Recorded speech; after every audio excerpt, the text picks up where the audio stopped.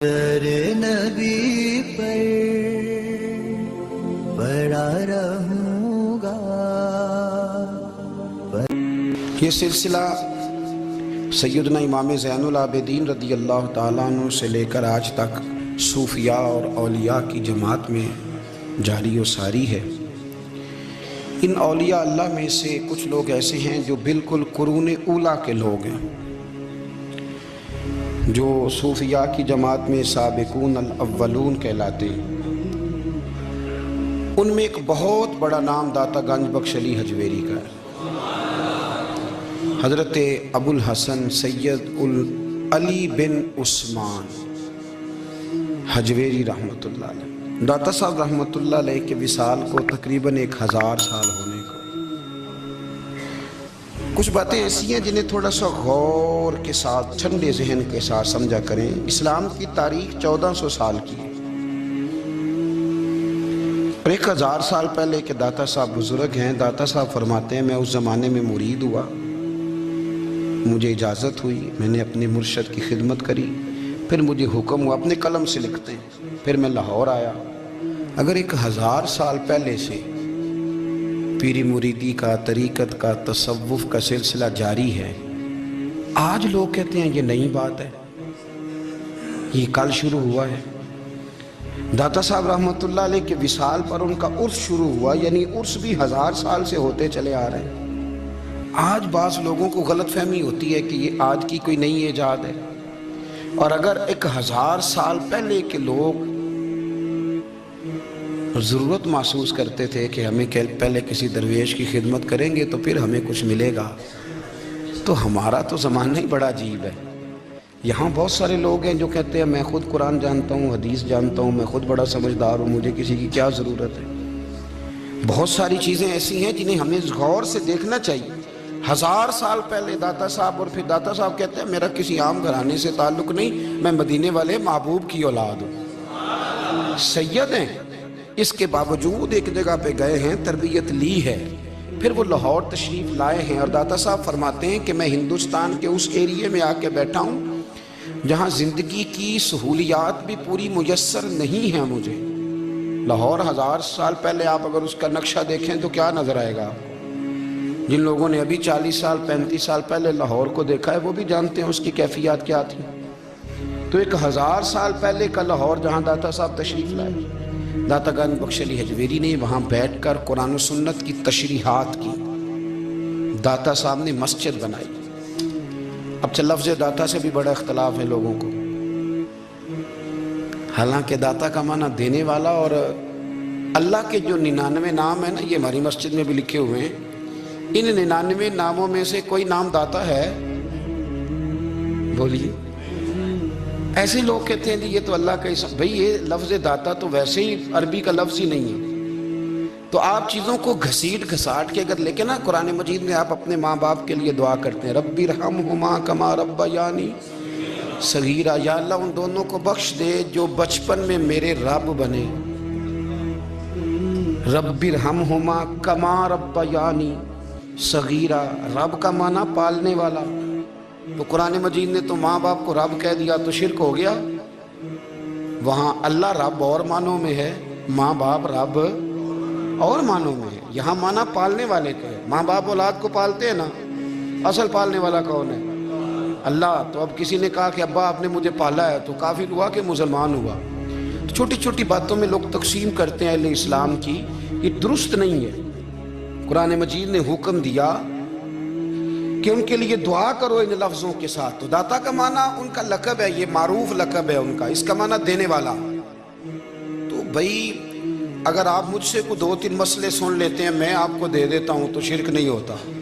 میرا استاد اگر مجھے 2-4 باتیں سکھاتا ہے تو شرک نہیں ہوتا۔ آپ کے اور میرے بزرگ والدین ہمیں کو 2-4 ہزار دیں، ہم ان سے مانگ لیں تو شرک، تو یہ اتنی زیادہ وہ معاملہ نہیں ہے۔ آپ اس کو سمجھیں، لوگ الجھاؤ پیدا کرتے ہیں، اس الجھاؤ سے بچنا چاہیے۔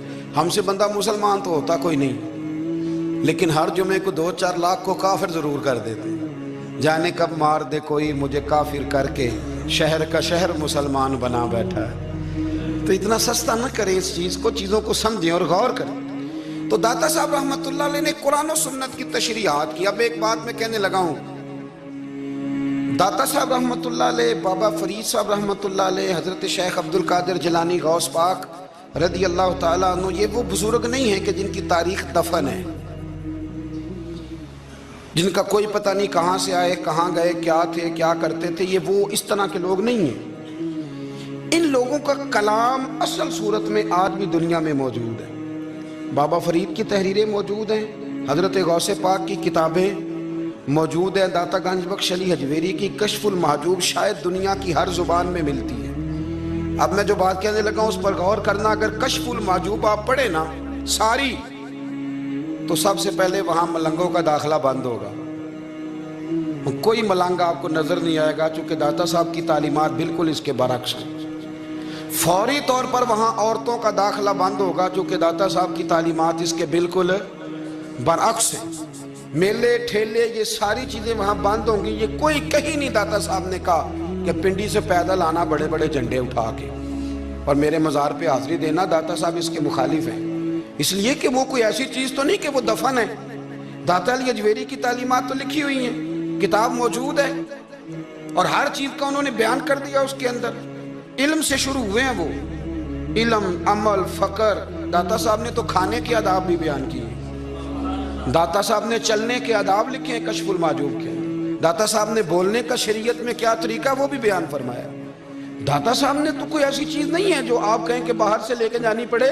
مسئلہ تو یہ ہے کہ یہ جو کچھ ہو رہا ہے, ایک آدمی ان کی قبر سے پھول اٹھاتا ہے اور وہ کسی کے گلے میں ڈالتا ہے تو اس کا بھی اسے 400-500 روپیہ نظرانہ چاہیے.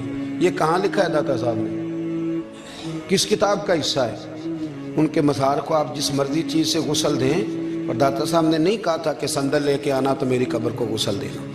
انہوں نے کہیں نہیں کہا. کیوں زیادتی کرتے ہیں مشائخ کے ساتھ؟ میرے اعلیٰ حضرت فاضل بریلوی رضی اللہ تعالیٰ عنہ سے کسی نے پوچھا تھا, ہم بڑی لوگوں کی باتیں سنتے ہیں, مزارات پہ لوگ جاتے تھے تو نفع ہوتا تھا, اب کیا بات ہوئی؟ اب اس طرح سے ہماری دعائیں مستجاب نہیں ہوتی. تو اعلیٰ حضرت فرمانے لگے, تم بزرگوں کے مزاروں پہ غیر شرعی کام کرتے ہو, اللہ والے تم سے ناراض ہو گئے. وہ تو تم سے ناراض ہیں, وہ تمہاری سفارش کریں گے اللہ کی بارگاہ میں, وہ تو ناراض ہیں تم سے. تم وہاں جا کے جو کچھ کرتے ہو وہ ان کو راضی کرنے والا ہے کہ ناراض کرنے والا ہے؟ تو داتا صاحب نے تعلیم, سب سے پہلے آپ نے اسبات علم کا باب باندھا ہے, اور آیت یہ لکھی ہے پہلے, انما یخشی اللہ من عبادہ العلماء. آپ فرماتے ہیں علم ہوگا تو بندہ اللہ سے ڈرے گا. اور بڑی یہ سخت بات ہے, پر داتا صاحب نے لکھی ہے, میری مجبوری ہے, تعلیمات داتا گنج بخش موضوع ہے, یہ بات کرنی پڑے گی. داتا صاحب کہتے ہیں جو بندہ بغیر علم کے فقیری کا دعویٰ کر جائے وہ اسی طرح ہے جس طرح کنویں کے گرد بیل پانی نکالنے کے لیے گھوم رہا ہوتا ہے. وہ چلتا تو رہتا ہے پر اس کی منزل کوئی بھی نہیں ہوتی, وہ گھومتا تو رہتا ہے پر اسے نتیجہ کوئی ملتا نہیں. فرماتے ہیں وہ اس بیل کی طرح ہے کہ گھومتا تو رہے گا پر کوئی منزل اسے میسر نہیں آئے گی. اگر کوئی منزل لینا چاہتا ہے تو پہلے اللہ کی کتاب پڑھے اور مدینے والے محبوب کی حدیث یاد کرے, پھر اسے منزل نصیب ہوگی, ورنہ اس کے لیے کوئی رستہ تعین ہو سکتا. اور داتا صاحب نے پھر حدیث لکھی نبی کریم علیہ السلام کی. فرماتے ہیں کچھ علم حاصل نہیں کرتے, کچھ علم لیتے ہیں پر اس سے نفع نہیں لیتے, پتہ ہوتا ہے پر عمل نہیں کرتے. آپ نے حدیث لکھی ہے, نبی کریم علیہ السلام نے فرمایا, اللہم انی اعوذ بک من العلم لا ینفع. اے اللہ میں اس علم سے تیری پناہ مانگتا ہوں جو علم تو ہو پر اس سے نفع نہ اٹھایا جا سکے, جو علم تو ہو پر اس پر عمل نہ ہو. داتا صاحب رحمۃ اللہ علیہ فرماتے ہیں علم ہمیشہ اس لیے سیکھنا کہ اللہ تبارک و تعالیٰ تمہیں اس کا نفع عطا کرے. اور پھر آگے بڑھتے ہیں تو آپ فرماتے ہیں جب علم سیکھ لو تو پھر نہ اللہ رسول سے عشق کرنا. فرماتے ہیں پھر نمازیں پڑھنا آسان ہو جائے گا, روزے رکھنا آسان ہو جائے گا, قرآن مجید پڑھنا آسان, محبت کرنا. اور آپ نے مثال دی, جہاں بھی کو بات سمجھاتے ہیں ایک مثال دیتے ہیں, مثال دی. فرمانے لگے حضرت عبداللہ ابن مبارک رحمۃ اللہ تعالیٰ علیہ فرماتے ہیں میں شروع میں ایک عورت پہ عاشق ہو گیا تھا. سمجھانے کے لیے بات کرتے ہیں, عاشق ہو گیا تھا ایک عورت پہ.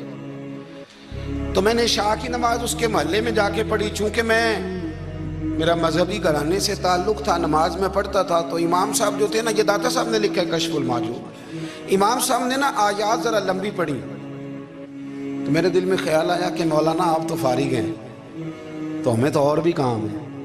تو کہتے ہیں نماز سے فارغ ہو کے میں اس کے گھر کے چکر لگاتا تھا, ساری رات گھومتا رہتا تھا. وہ چند لمحوں کے لیے چھت پہ آتی تھی, دو ایک بات کرتی تھی, چلی جاتی تھی. حد یہ ہے کہ مجھے کبھی اس پہ غصہ بھی نہیں آیا اور اس کا انتظار کر کے کبھی میں تھکا بھی. یہ داتا صاحب لکھ رہے ہیں. حضرت عبداللہ ابن مبارک فرماتے ہیں ایک رات میں گیا, اسی طرح میں نے نماز پڑھی, پھر میں اس کے گھر گیا. میں ساری رات, سردیوں کی ٹھنڈی رات, 11-12 گھنٹے اس کے گھر کا طواف کرتا رہا, معاذ اللہ چکر لگاتا رہا. آدھی رات کو سحری کے وقت وہ چھت پہ آئی 1 منٹ کے لیے اور کہنے لگی گھر میں مہمان بہت زیادہ ہیں, آج بات نہیں ہو سکے گی. حضرت عبداللہ ابن مبارک فرماتے ہیں کہ میں جب واپس لوٹا تو نہ مجھے اس پہ غصہ تھا, نہ مجھے تھکاوٹ تھی, بلکہ میرے دل کے اندر اس کے لیے محبت بڑھ رہی تھی. میں کہہ رہا تھا کتنی اچھی ہے بیچاری, اتنے راش میں بھی اور اتنی مجبوری میں بھی 1 منٹ کے لیے چھت پہ آئی ہے, پھر بھی مجھے اس سے پیار بڑھ رہا تھا. کہتے ہیں جب میں تھوڑا آگے بڑھا تو فجر کی اذان ہو رہی تھی, یکدم میرے اندر سے آواز اٹھی. میں نے کہا عبداللہ اگر تو ایک عورت کے لیے ساری رات کھڑا رہتا ہے, نہ تھکاوٹ ہوتی ہے, نہ غصہ آتا ہے, بلکہ پیار بڑھتا ہے, اگر عورت کے لیے بندہ کھڑا رہ سکتا ہے تو رب رسول کے لیے بھی کھڑا رہ سکتا ہے. پھر تراویح پڑھنا کوئی اتنا مشکل کام نہیں ہے, پھر تہجد کے لیے اٹھنا کوئی مشکل کام نہیں ہے. شرط یہ ہے کہ پیار ہو جائے. ایک عورت کے لیے اگر یہ سارا کچھ ہو سکتا ہے تو اللہ رسول کے لیے بھی ہو سکتے ہیں. فرماتے ہیں میں نے توبہ کر لی اور پھر میرا حال یہ ہے کہ وہ توبہ کی اور پھر 60 سال گزر گئے, ساری رات مصلی پہ کھڑا رہتا ہوں, مجھے کبھی تھکاوٹ نہیں ہوئی, پھر کبھی تھکاوٹ نہیں ہوئی. تو داتا صاحب کہتے ہیں پہلے علم سیکھ, پھر اس کے بعد اللہ رسول سے پیار کر, اور پیار والی نماز پڑھ, مشقت والی نہ پڑھ, یعنی بوجھ والی نہ پڑھ کہ میری جان چھوٹ جائے تو میں بھاگ کے جاؤں, تم ادھر بیٹھو تو میں دوڑ کے نماز پڑھ کے آیا, یہ والی نماز نہ پڑھ. پھر تو آیا تو پھر ذوق پیدا کر, پھر تیرے اندر شوق ہو, پھر تو توانائی والا جذبہ رکھے دین کے معاملے میں. پھر داتا صاحب ایک تیسری بات ارشاد فرماتے ہیں, ایک تیسری بات داتا صاحب کرتے ہیں. داتا صاحب کہتے ہیں کہ یہ یاد رکھ کہ جو تجھے اعزاز ملے گا نا زندگی میں, اعزاز تجھے جو زندگی میں ملے گا اور کوئی کرامت اگر تجھے ملے گی تو وہ صرف نبی پاک علیہ السلام کی سنت اور شریعت کی وجہ سے ملے گی. تو جتنے مرضی چلے کاٹ لے, وظیفے کر لے, کالا جادو, نیلا جادو, پیلا جادو, جو مرضی تو سیکھ لے, اگر تجھے کوئی اللہ شان دے گا تو صرف اس لیے دے گا کہ تو نبی پاک کے دین پہ عمل کرتا ہے. کس نے لکھا ہے؟ اللہ کرے آپ کو میں یاد کرا سکوں, اللہ کرے ایسا ہو جائے اور میری جماعت سمجھنے لگ جائے کہ داتا صاحب کہتے ہیں سنت شریعت پہ عمل کرنا چاہیے, اور میں کوئی ایسی چھپی چھپائی بات بھی نہیں کر رہا, اس کو چلا دیں, کوئی ایسی چھپی چھپائی بات بھی نہیں کر رہا. کشف المحجوب دنیا کی ہر زبان میں اردو میں ملتی ہے, آپ لے کے دیکھ سکتے ہیں. داتا صاحب فرماتے ہیں اعزاز جو تمہیں ملے گا نا, اگر شان چاہتے ہو, وہ ہمارے نا بہت سارے ایسے لوگ ہیں جو کہتے ہیں کوئی ایسی چیز ہاتھ لگے, اعلیٰ دین کا چراغ ایسے گھسایا جائے اور فوری طور پہ پیر صاحب نے کہہ دیا تو ریل پیل ہو گئی پیسوں کی. تو میں کہتا ہوں یہ تو دین کا مزاج ہی نہیں, یہ تو دین کی طبیعت ہے ہی نہیں, یہ تو ذوق ہی نہیں دین کا, یہ طبیعت ہی نہیں, مزاج ہی نہیں. میرے عزیز داتا علی اجویری رحمۃ اللہ علیہ فرماتے ہیں تو سنت پہ عمل کر, شریعت پہ عمل کر. اللہ کا قرآن کہتا ہے قل ان کنتم تحبون اللہ فاتبعونی یحببکم اللہ. فرمایا اللہ کا قرآن کہتا ہے کہ جب تو نبی کریم کی غلامی کرے گا نا تو اللہ خود تمہیں اپنا محبوب بنا لے گا, اللہ خود تمہیں اپنا محبوب بنا لے گا. تو اور کیا چاہیے؟ داتا صاحب نے ایک بزرگ کی بات لکھی ہے جو تابعی ہیں, تابعی اس کو کہتے ہیں جو صحابہ کے شاگرد ہوتے ہیں. ایک بزرگ کی بات لکھی جو تابعی ہیں, وہ فرماتے ہیں کہ ان بزرگوں کا طریقہ یہ تھا کہ وہ لوگوں سے چھپ کے نا پہاڑ کے پیچھے عبادت کرتے تھے, اور پوزیشن ان کی یہ تھی کہ کسی سے ملتے نہیں تھے, بالخصوص فجر کی نماز سے لے کر عصر کی نماز تک بکریاں رکھی ہوئی تھیں, ان کو چراتے رہتے تھے فرات کے کنارے اور نفل پڑھتے رہتے تھے. اس وقت کو ملنے بھی نہیں آتا تھا. ایک شخص بڑی دور سے ان کی شہرت سن کے آیا, میں نے تو ملنا ہے. لوگوں نے کہا وہ اس وقت نہیں ملتے, ناراض ہوتے ہیں. اس نے کہا اللہ کا بندہ ہے نا, ناراض ہو بھی جائے گا تو لمبا ناراض رہے گا نہیں. اللہ والے جلدی راضی ہو جاتے ہیں۔ پہنچ گئے، اب وہ بابا جی نماز پڑھ رہے تھے تو کہتے میں نے عجیب منظر دیکھا کہ بابا جی فرات کے کنارے نماز پڑھ رہے ہیں اور ایک بھیڑیا ان کی بکریوں کی حفاظت کر رہا ہے۔ کہتے میں حیران رہ گیا کہ بھیڑیا تو بکریاں کھایا کرتا ہے اور یہاں چرا رہا ہے۔ کہتے میں جب گیا تو بابا جی نوافل میں مشغول تھے، مجھے دیکھ کے کہنے لگا اس وقت کیوں آئے؟ میں نے کہا حضور اگر آئے گیا ہوں تو پھر مہربانی کرے قبول فرما لیں۔ میں بیٹھ گیا تو میں نے کہا حضور یہ بھیڑیا بکریاں چرا رہا ہے، بھیڑیا اور بکریے کی صلح کب سے ہو گئی؟ تو فرماتے ہیں لمبی تقریر نہیں، ہلکا سا جملہ، فرمانے لگے جب سے بکریوں کے مالک نے رب سے صلح کر لی ہے نا، تب سے بھیڑیوں نے بھی بکریوں سے صلح کر لی ہے۔ بکریوں کے مالک نے رب سے صلح کر لی، گناہ چھوڑ دیے، اس کی فرما برداری میں آ گئے، اب پھر اسے بکریاں چلانے کی ضرورت نہیں رہی، بکریاں نہ اب بھیڑیا چراتا ہے۔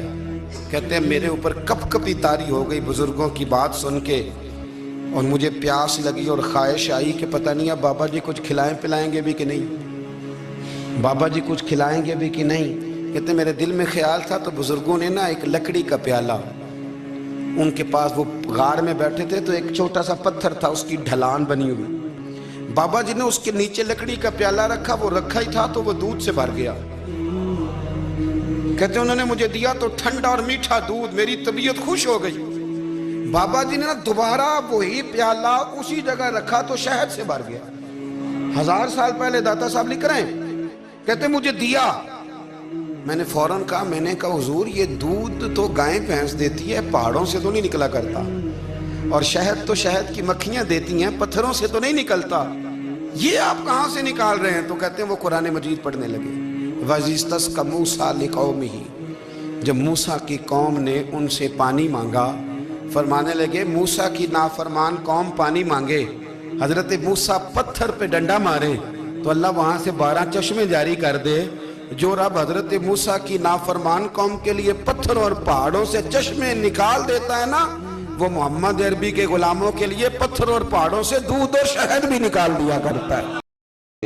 فرقہ واریت کا ذوق چھوڑ دیں، صحیح کو صحیح کہنا سیکھیں، اصل کو اصل کہنا سیکھیں، اور اہل حق سے بھی میری گزارش ہے ان کی تعلیمات کو سمجھیں، میلوں ٹھولوں سے، غیر شرعی باتوں سے بچیں، اللہ ان کے درجات بلند کرے، ہمیں ان کی راہوں کا مسافر بنائے۔ آخر دعویٰ